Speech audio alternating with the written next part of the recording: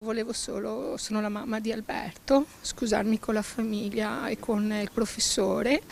Purtroppo mio figlio ha dei problemi e non ha mai accettato di averli. Io ho fatto del mio meglio per aiutarlo, perché comunque lui non vuole proprio farsi aiutare e non vuole prendere la terapia. Cerca di trattenere l'emozione. Simonetta Franco, pochi minuti prima in tribunale a Vicenza, aveva riabbracciato il figlio Alberto Zago in carcere con l'accusa di aver accoltellato un professore di matematica del liceo Brocchi di Bassano lunedì mattina. Gli ha parlato, gli ha detto che la sua famiglia è con lui. Da mesi Alberto Zago non tornava nella casa di Quinto di Treviso, un allontanamento volontario dopo che da dicembre non aveva più fatto ritorno nella comunità del Bellunese dove viveva da qualche anno.